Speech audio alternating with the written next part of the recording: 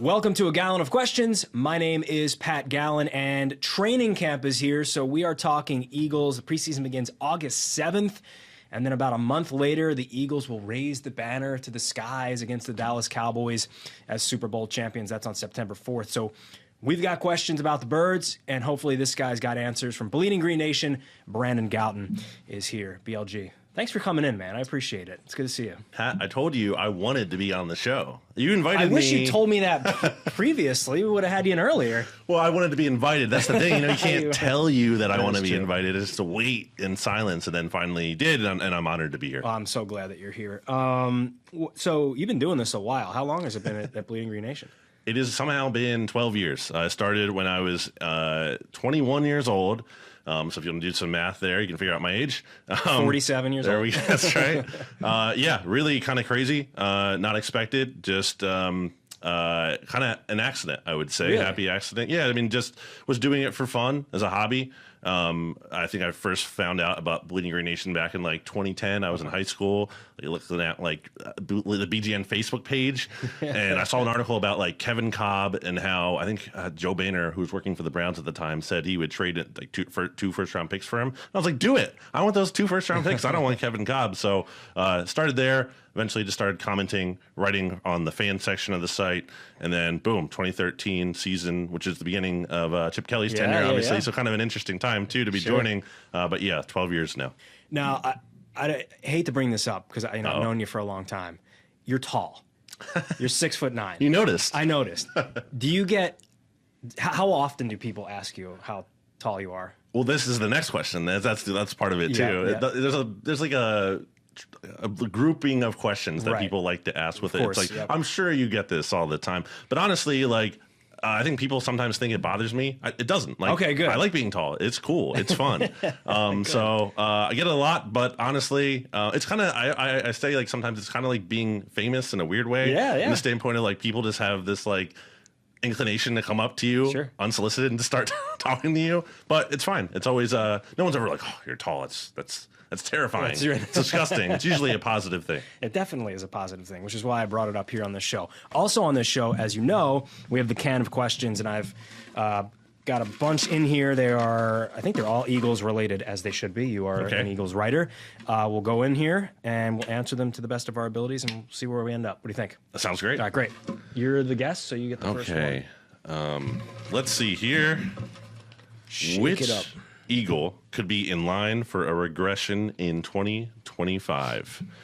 So I did some homework on this. I watched Shields' show from last year to kind of like, get a little point, did some scouting. Great Shield Kapadia. And he had a great move, which he would always just like turn the question back on you to like buy him some time to think. That's here. A great, or use another technique. Yeah, so I'm trying to steal that from Shield. Which Eagle could be in line for a regression in 2025?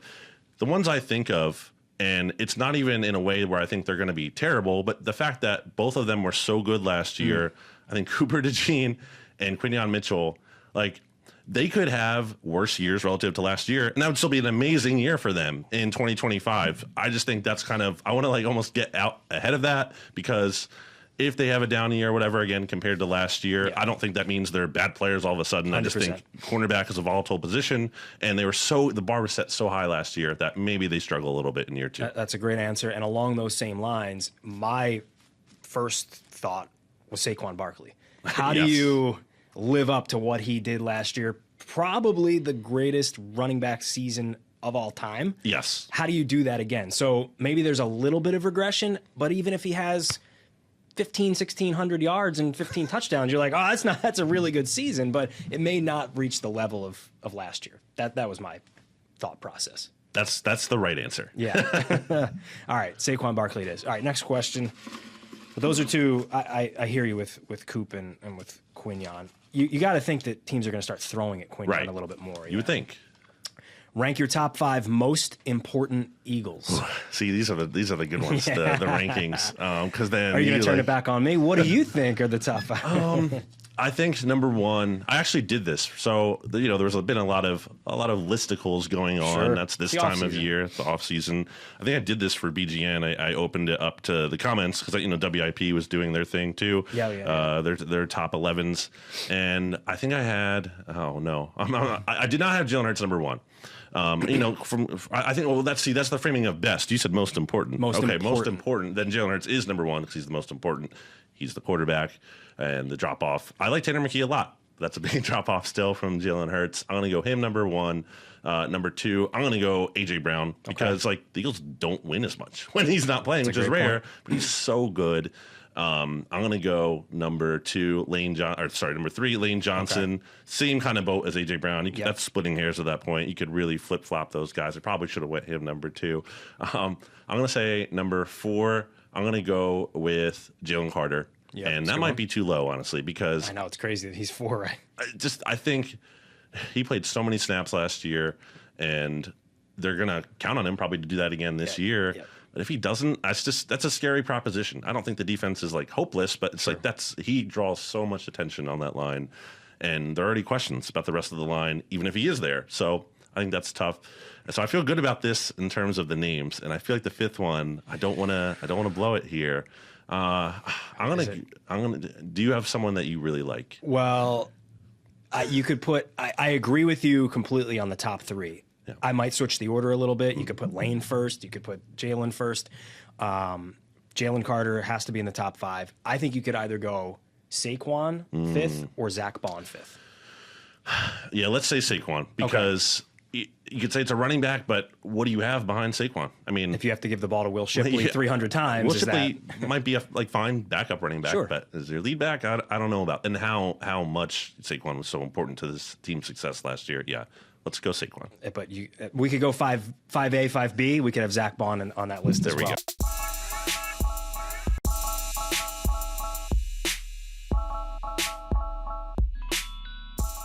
What makes Pat Gallen the best host in the city? Oh my God! That's How did that get in there? Strange question. No, I'm just kidding. I mean, it's true, but it's just you're welcome back anytime, DLG. Eagles are the current favorites to win Super Bowl 60. Should they be? Wow.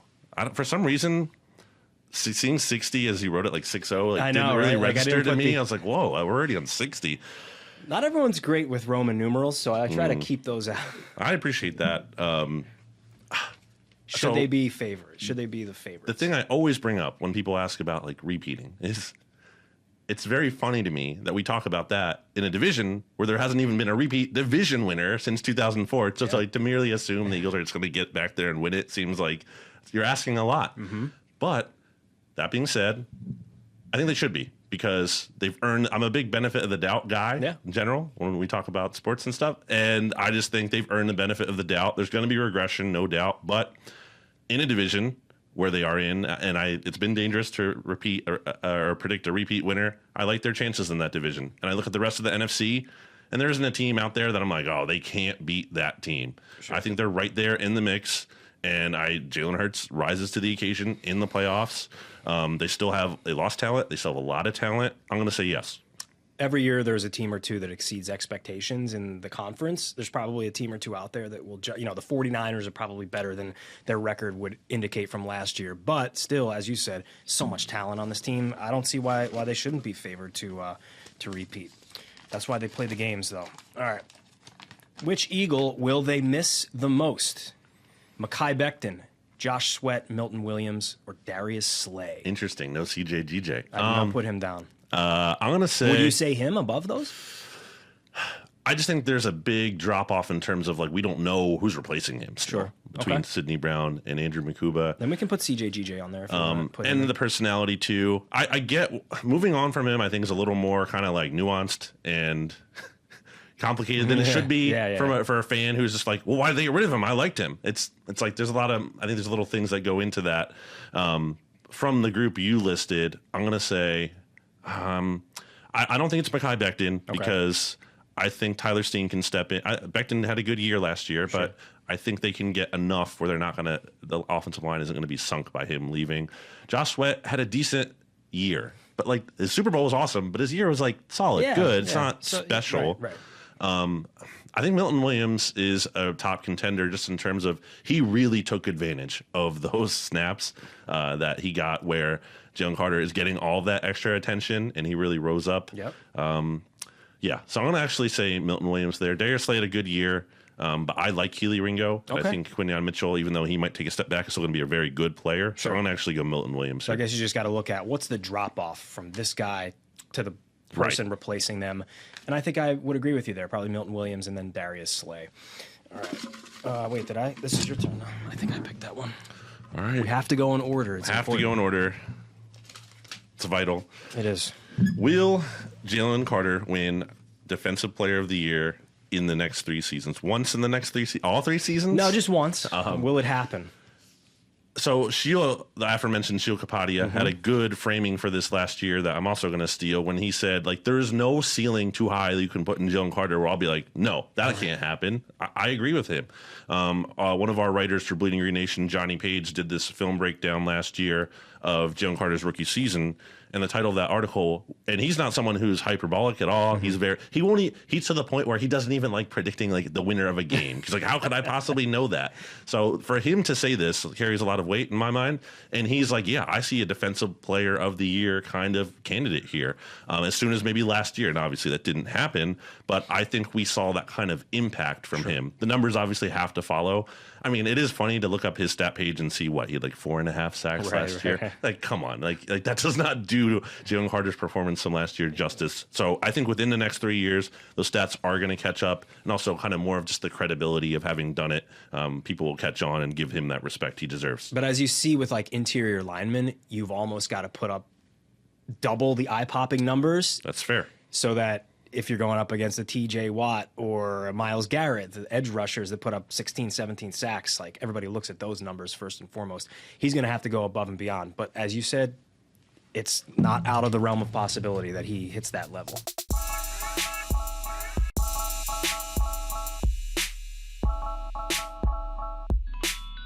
If you could cover any other team in America, which would it be? Wow, I've never thought about that because the passion comes from the Eagles specifically. Sure. Like, I like other Philadelphia sports teams for sure, but that's like fun and like pleasure to me. The Eagles are not like always fun. I guess what other team would interest you enough where you'd be like, okay, I could do that for a living? There was a time there where, like, you know, when the Sixers were coming up through the process, where I was like, I thought about, I was intrigued, and I actually used to write about the Sixers for Liberty Ballers. Shout out to them and Mike Levin. Back in the day, so they were fun for a while there. But and actually, really, the Flyers were my first love. But it's just been, you know, a rough go of it for a long time. I think if I could kind of, you know, get back into them at a time where they were more relevant, I actually think that would be interesting to try. Flyers or Sixers, that's interesting. I always think of things in terms of how good is the weather and how interesting is the team. Fair. I actually asked Elliot Shore-Parks that question, and I think he may have said the Cowboys. The Cowboys popped in my mind from a standpoint. It's interesting. It's always going to be, there's going to be something to write. 100%. And I also feel like I have enough of like, so part of what would deter me from wanting to cover another team is just the lack of like institutional knowledge of that team and going to a different market. And I don't know how people do that. It's really challenging. It is challenging. But like, I feel like I have enough of a base with the Cowboys that I would not want to do that. But if I could, maybe I could. Could you leave your opinion out of it? No, absolutely not. All right. In 5 years, will Jahad Campbell have more starts at stack linebacker or edge? Yeah, that's 5 these are years. good questions. Good job. Thank you. I appreciate that. I am a journalist after all. I think it's going to be linebacker from a standpoint of that's where they're starting him out. Sure. By all indications. So I'm just going to lean into that. I do think he'll be used in different ways for sure. And not just as simple as like, you know, we saw Nakobe Dean and Zach Bond kind of playing in that role as much as he might move around a little bit more than we saw that. But I'm really intrigued by Jahad Campbell. Again, when you did you to see him in spring practices at all? A little bit, He's just massive. He's so huge. A physical specimen. He is a big guy.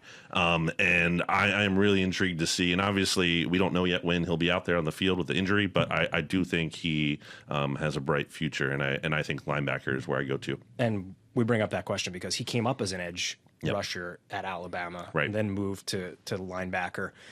And he's got the traits to be one. Now, will that happen in the near term? We'll see. Which I just want to see him on the field in game action because that dude, you're right, he's a physical specimen. Position I'm most worried about for 2025. I think I'm going to stick. Well, I mentioned linebacker because just from a standpoint of I'm most worried about that by like early in the season. Okay. Because Nakobe Dean, does he start the season on the PUP list? Jod Campbell, when is he ready to play? Sure. Jeremiah Trotter Jr. might be good enough for a few weeks. Maybe, he's not. There's just a lot that we don't know there. But I do think that eventually will get smoothed over. I'm not like worried about that. This is a season-long issue. Nakobe Dean will be back at some point, you think? You'd hope. Safety is a little bit more of a question mark. I mentioned CJ DJ is a big loss for them. I don't know if Sidney Brown is like a full-time defensive player. I think at the very least will be a great special teams guy. He can run around, energy, physical. In coverage, there's some question marks to me. And Andrew Makuba, playmaker, you look at him, speaking of looking at guys, he is slight. He is. I don't think he's tiny. Like, he's not short, super short. Everything's relative compared to me. But he just does look slight, and there could be a learning curve there.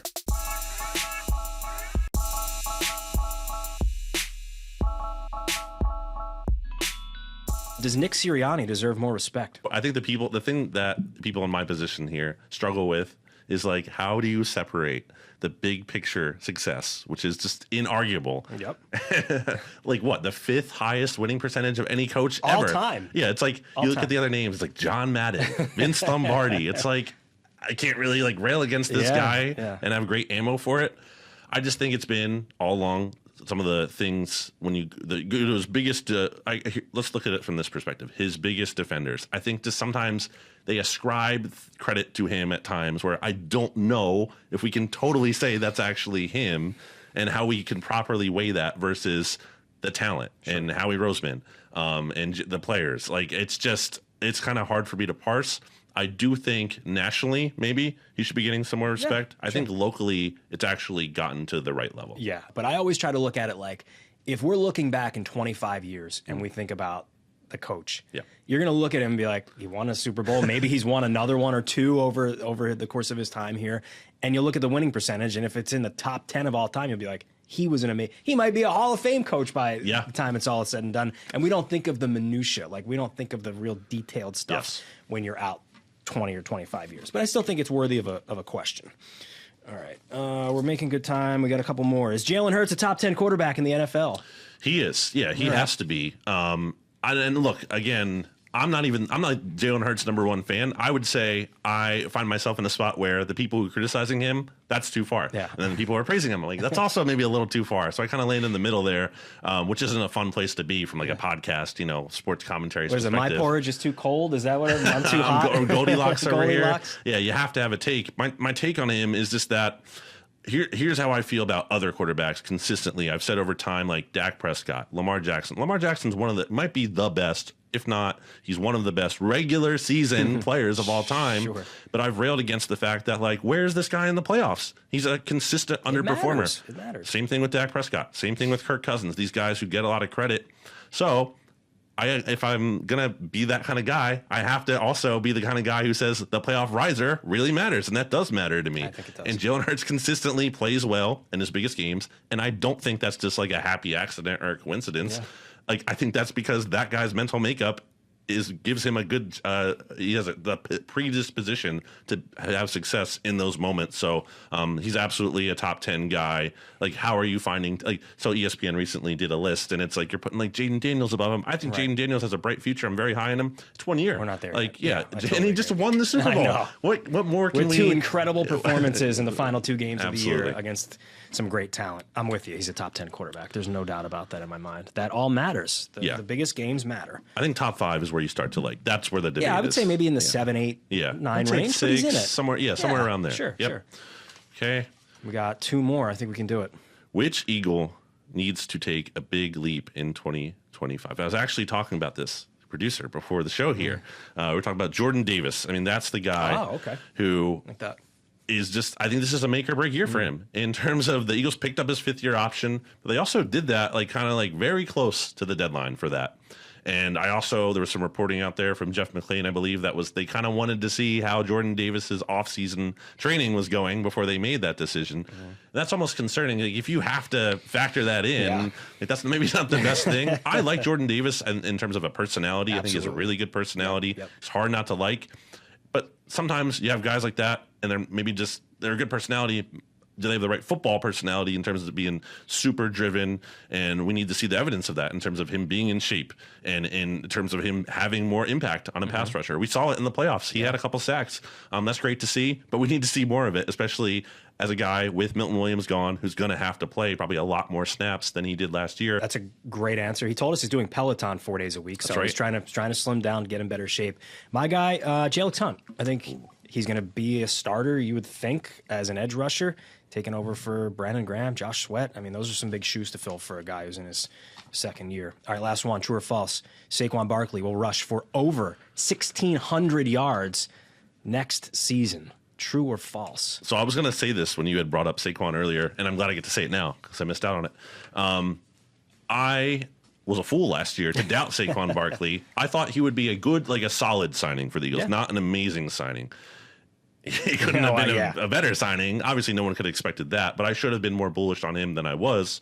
And part of it was just seeing him in practice last summer. I don't think he looked terrible, but where was the wow factor? It's hard to see in training camp. That's the reality of it. Sure. So I do think I can't put myself in the position of doubting him again. I'm not going to do that.